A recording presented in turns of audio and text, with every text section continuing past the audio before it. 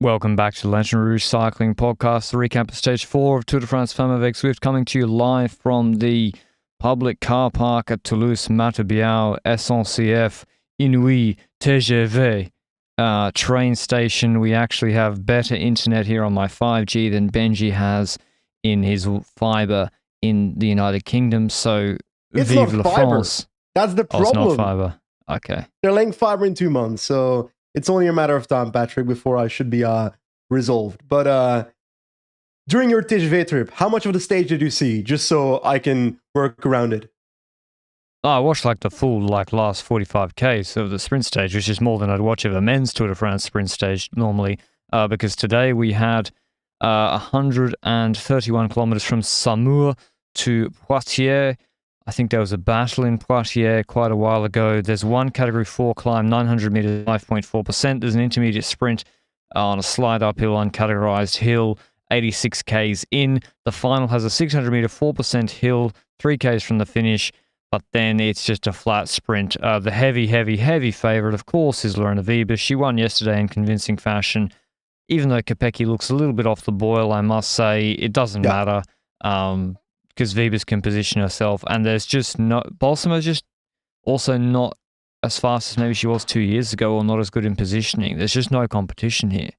I agree. There's no competition, and to be honest, the biggest news today was the aftermath of Vollering yesterday, with derby injuries, stuff like that. She did start today's stage, and in the end, she did not have any concussion afterwards, but I do want to spend 1 minute kind of complaining about the whole concussion system, because based on FDJ Suez press release yesterday, Vollering received her initial concussion assessment later in the evening. So, during the crash, she smashes her head into the ground in the last 5 kilometer safe zone. It being in the safe zone means that she's got all the time in the world to have a proper concussion test. I'm not blaming her, by the way. I'm blaming the people around her in the race, etc. She gets no roadside assessment based on that press release of FDJ. She rides to the finish herself with help from teammates, etc., where she apparently still does not get a concussion test. The team then offers her the option to ride the bike to the hotel. She rides her bike to the hotel then. So this entire time, she can have, well, what's it called? Second impact syndrome? Whatever, when you have like, if you hit your head into the ground, have a potential concussion. If you do it again, it can have serious consequences. I feel like this whole story is a massive red flag for the concussion protocol, that a rider who did have the time to have it applied to her did not get it applied to her. At the end of the day, good news is she looks relatively okay. She started the stage, and that's a story there. But to the stage itself, Patrick, there were 3 breakaways today. Franziska Koch was in the first one. Maud Rijnbeek once again in the second one. The third one, once again, Franziska Koch, together with Tota Magalhaes, and she takes the QM points. So that is that wrapped up. Intermediate sprint, breakaway takes some points away, but eventually it is Lorena Wiebes that takes the points ahead of Vos in the peloton sprint. Go ahead. And Vollering was up there. So like Vollering not contesting the sprint, but she was up in the mix, you know? And I think if you're really cooked, you're not running 6th, 7th at intermediate sprints. If you're sort of dangling at the back, or you're just so tentative. So she said she slept okay. She looked fine today. I didn't really see anything where I was like, she looks not okay. It was an easy stage. There was one change between yesterday and today. You pointed it out perfectly on the podcast yesterday, that the position she was in the run-up to the sprint, she was literally in the worst possible position, because the team has to either choose between being at the exact front, but if you do that, you have to have the strength to keep your GC rider at the front, because if you fail to do so, you end up having your GC rider in the washing machine of the peloton, where Vollering ended up crashing.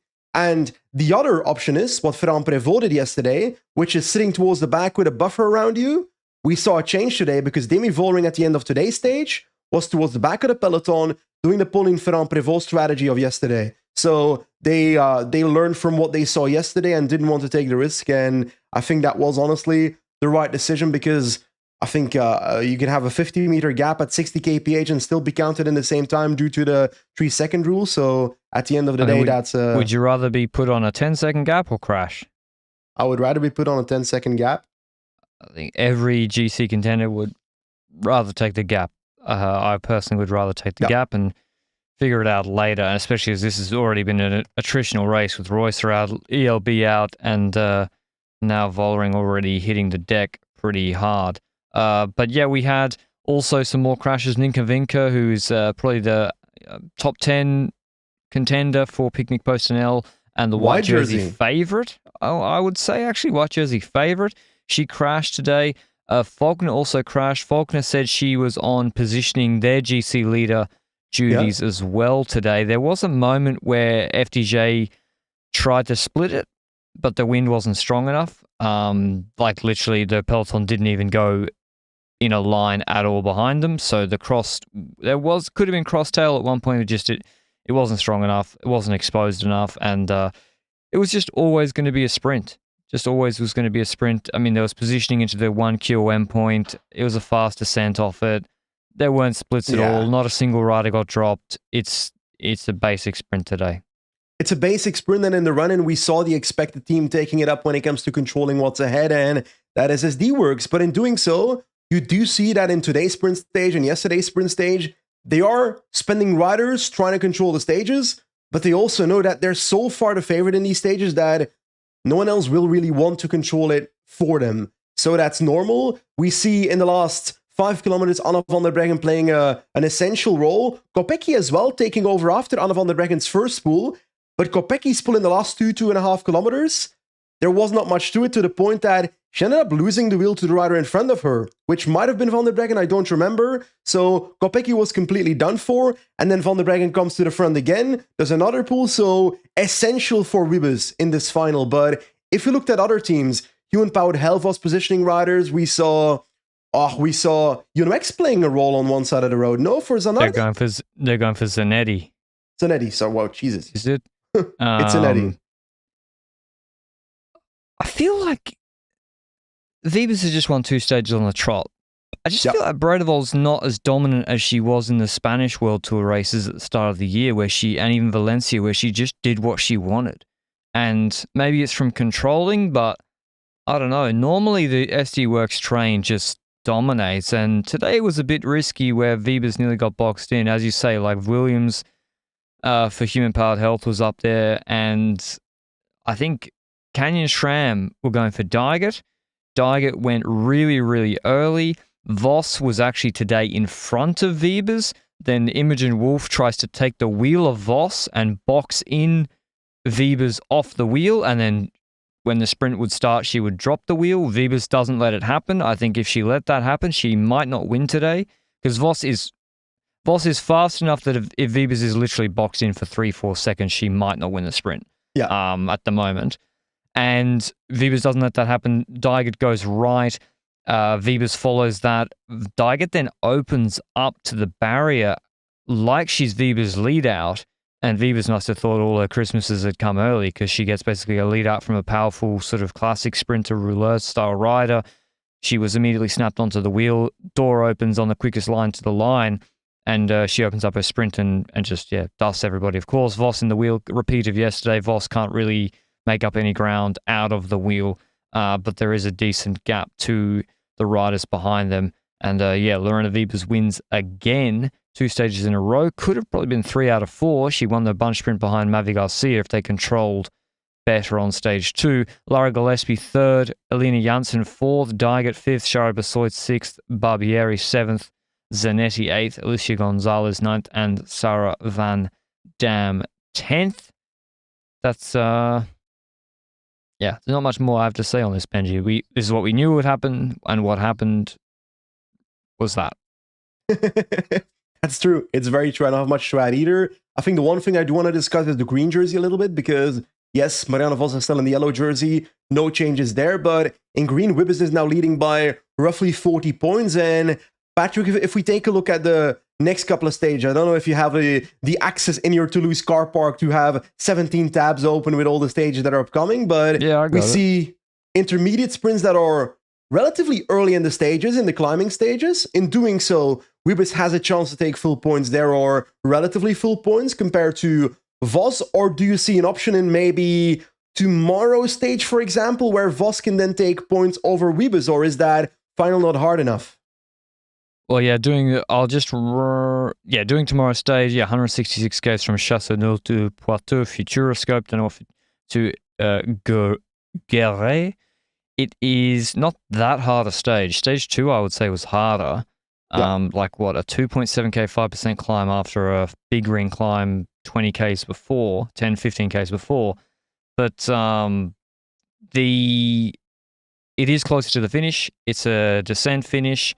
So there's like 1k pretty much flat or like not descending after the descent ends. And the intermediate sprint Vibers will win. I can guarantee you that. That's not hard. It's not categorized. It's going to be like they're not even climbing. I think Visma just got with bonus seconds at the top of that climb, that last climb, that's an invitation for the Nivea Doma Ferron Prevot attack again. And I think, they got to make it hard for Vibers. I think the fact that it's not as steep as stage 2 or 1 in particular, makes Vibers surviving more likely to me. It's literally like 5 minutes. So I agree, but the one difference is that we have seen potential weakness in the team of SD Work. So maybe the attackers, Vibers will have a hard time controlling Nivea Doma, etc., attacking on that climb, I would expect. So maybe that can put pressure before the sprint instead. I think if punchers really go for it and attack, I don't think SD Works can control this. Because they couldn't control stage 2. Berlevold finishes on 3 minutes with Vash and Cecchini today. Kopeck's not making it over the top if they launch it. Not enough to at least bring riders back. I think a puncher should attack away. Like what Van der Breggen did herself in the Vuelta stage where she won it ahead of Vos, winning the sprint behind. So, yeah, I think an attacker wins this. Who will it be? Nivea Doma, Ferron Prevot. I would have said Lippert if she was still here, or even Royce herself. Demi as well. Will she be on the attack? I'm going to go with Ferron Prevot winning a sprint against Nivea Doma. Both of them not the fastest sprinters, but I think they're going to get away because those bonus seconds are going to make them sprint. Fair. That's a possibility. Now, I also think it's a possibility that we see that sprint by GC riders, but Marianne Vos gets over it as well, and I'm going to go for Marianne Vos instead, which is, I didn't mean to pick another Visma rider as well, but that's my opinion looking at the parcours here, because it's not hard enough to drop Vos for me. So I see her being able to follow. I see her being able to follow to a potential sprint, and the only person that can lead to Vos being properly dropped, in the sense that if Ferron Prevot goes, Vos will not follow. And that's the one scenario where I don't see Vos being at the front, which is your scenario. You're looking outside of the window of your car park. Is someone giving you a ticket, or what is it there? No, I'm just making sure I'm not about to get robbed. That's called awareness, Benji. It's called street smarts. When you got a laptop on you and a microphone, you look strange. You made one mistake there. I don't go outside. I should have reversed the car into the back corner, and then I have the overview. That's sorry, but if I'm a burglar and I open your fucking car door right now and I see you chilling there with a headset and a microphone, shotgun microphone in front of you, I'm like, I'm leaving this guy. This guy looks really sad right now. The car's locked, Benji, but indeed, if they did do that, I'd be like, hey, buddy, you're live on YouTube. You're live on YouTube. Hey, it would be a good clip. Yeah, sure. Just to round off today's results, I mean, we mentioned, Benji, why worry about these sprint stages? Let me read out some gaps to you, some GC gaps. To Paulina Royackers, 10 seconds. Okay, she'll take it, 10 seconds. That's all right. Bunel, another 22 seconds. Valier for EF, she maybe was going for something on GC, 22 seconds. Trinka Colonel, 47 seconds. Trinka Colonel's a real top 10 rider. Meyering, 47 seconds. Lucinda Brand, 52 seconds. Do some more bigger gaps. Cavallaro, 1 minute 14. Neve Bradbury, 1 minute 14. Rihanna Marcus, 1:28. Juliette Lebeau crashed or had a mechanical. She's given the same time. Like, there's another one. There's some gaps for some fringe top 10 riders here, Benji. Yeah, but you would not expect a Trinka Colonel to lose time here, eh? So that's a bit of an odd situation. I Osterlaza, don't know. 47 seconds. I mean, maybe it hasn't been rectified yet, but it's been a couple of hours since the stage finished. I saw some gaps in the peloton, some proper gaps in the peloton, and maybe the lead out caused that, maybe the run into the finish caused that, maybe the climb in the last 3 kilometers caused splits in the peloton or a rider couldn't follow the wheel. But the gap needs to be more than, I don't know, what speed are they sprinting at here? 60 kph, 55 meters. kph? So 40-ish meters. So I don't know, like the gaps have to be pretty huge for those people to be put on a gap in the first place. Nonetheless, I don't have much more to add, my friend. I climbed Col du Tourmalet on the indoor trainer today, so achievement unlocked. But hey, that's a story for another joint cycling read. Yeah, good job. I don't have a read today. I don't have it in me. Sorry, Join. Sorry, Join, but we're probably going to Macca's on the way home. No free promo, Patrick. Come on. You're going through a random Gold Arch fast food restaurant. Yes. What's the one? Buffalo Grill or some shit in France they have? I've never been. There's like a random steakhouse that looks absolutely dire. Oh no, we had a delight. Let me regale you with our culinary delights, Benji. I forgot to say it yesterday. So yesterday, of course, if the real ones know, Galeries Lafayette, it's nice, it's okay, it's too busy. It's like, so you know, it's like Harrods. Printemps next. Is that the dude from the Hamilton musical? Yeah, he has a store there in the middle of Paris, and next door is Printemps. Has all the same brands, and it's like got 10% of the people in there, and the staff are 100% more attentive because there's no one there. Anyway, there's a Lebanese restaurant on level 1 in the jewelry section. That's outstanding Lebanese restaurant in the middle of this department store. And guess who I saw there, Benji, when we were having lunch with Zach? Warren Barguil. Warren Barguil was also on the Finnish Tour de France. Go to Printemps or Galeries Lafayette because you got to pay the piper. You have to get a piece of jewelry or handbag for your partner. So he was on that duties, and I didn't say anything to him, but I thought he had actually quite a good Tour de France. Then that evening, went to a Korean restaurant called Muju. So wait, you went to a Lebanese restaurant and then a Korean restaurant? Lebanese for lunch, and then then went home, did some stuff. Did a podcast with you, then a Korean restaurant, no cabaret, was too tired, grinded out the 2 highlight videos I'd missed. That's dedication. And then had lunch today, a bistro lunch. It was all right. It's all right. It was solid. I'm proud of you. No shout out for the bistro lunch because it was only all right.